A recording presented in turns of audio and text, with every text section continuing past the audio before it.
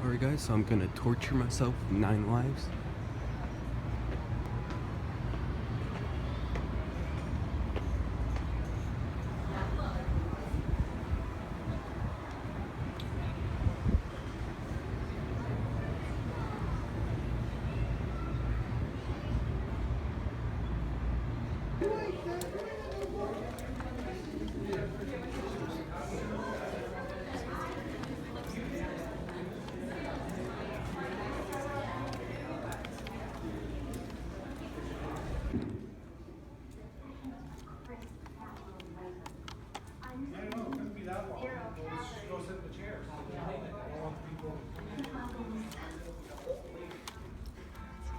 Perfection.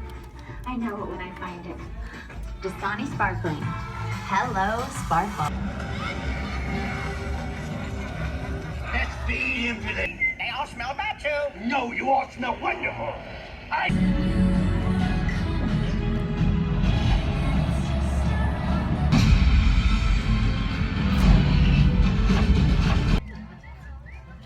It's Pulver.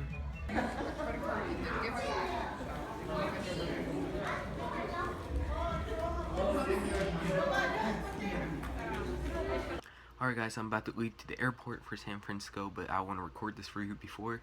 Anyways, on Saturday I saw 9 Lives and I survived it, and I'm still breathing right now, so that's a surprise. 9 Lives is the newest dumb kids movie out there, which is directed by the guy who directed the Men in Black movies, which I think are pretty good in my opinion. And what basically happens this movie, we have Kevin Spacey's character who is building a building, trying to make it the biggest building of New York, and he's not spending enough time with his family, his daughter and his wife, who's played by Jennifer Gardner. So he basically, it's around the same weekend of his daughter's birthday. She wants a cat, so he goes to the pet shop, and that's where he runs into Christopher Walken's character, and he basically turns him into a cat so he could spend more time with his family. And then throughout, Kevin Spacey is just inside this cat's body. He's trying to tell his family that he got turned into the cat, and that he's not really in the coma that he basically is in. He's just trying to prove everybody that he's trapped inside the cat's body. Now, from when I first heard about this movie back when I saw Kung Fu Panda, I knew it was gonna be stupid. This movie is just, it's not a good movie, really that much of a good movie. There are some stuff that I liked, but there are some stuff that I very much disliked about this movie. I just found it very cheesy. Sometimes you could, I don't have my notebook with me right now, I'm just gonna say everything as it is.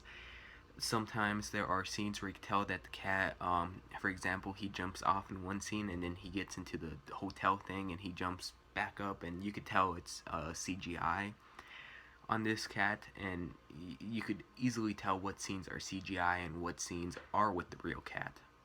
Now, surprisingly for 9 Lives, this is definitely one of the worst movies of the year, but out of my rankings, this is the 8th worst movie I've seen this year. So there are 7 other movies this year that are way worse than this movie. It'll probably be 10 at the end of the year. I don't even know. I'll probably have a top 15 worst movies of the year. It's definitely going to be in the bottom 15. But so far we have other 7 shit movies that are worse than 9 Lives, surprisingly. And from the guy who directed the Men in Black movies, this is very, very disappointing on what his career went with this movie. Men in Black 1 was very fun. 2 wasn't, it wasn't that good. But then Men in Black 3 was okay. And knowing that he directed this movie, you don't really know whether he tried to actually make it a good movie, or whether he knew it was going to be a bad movie, but he did it anyways. And that's such a shame, because again, he's, from what I saw in the Men in Black movies, he's kind of a good director, and me seeing him taking this project, it's just very disappointing. And I mean, it's just not good at all for his directing career. And poor Kevin Spacey, like, did Kevin lose a bet, or was he forced into this movie, or dragged into the play the main role in this movie? What the hell happened, Kevin? I mean, you could have been making another great movie, but instead you settled for this piece of shit. And not just that, but if you just take a look at his face when they actually show him on screen, he looks very bored. He looks like he doesn't want to be there. He looks like he's just there to get his paycheck. He didn't really seem to care at all in the movie that he was in. But we did have Jennifer Gardner, who looked like she tried to actually make the movie a little good and tried to make her acting good in this movie. So respect to Jennifer Gardner, who at least looked like she was trying. Same for Christopher Walken. He looked like he was somewhat trying to give a decent performance, and same for Robbie Amell. He looked like he was trying to give a good performance for this movie. And even though it was a bad movie, I do respect those three actors who at least tried to make this movie decent. So I will give it credit at least for those three people who actually tried to make this movie a little bit, at least somewhat okay.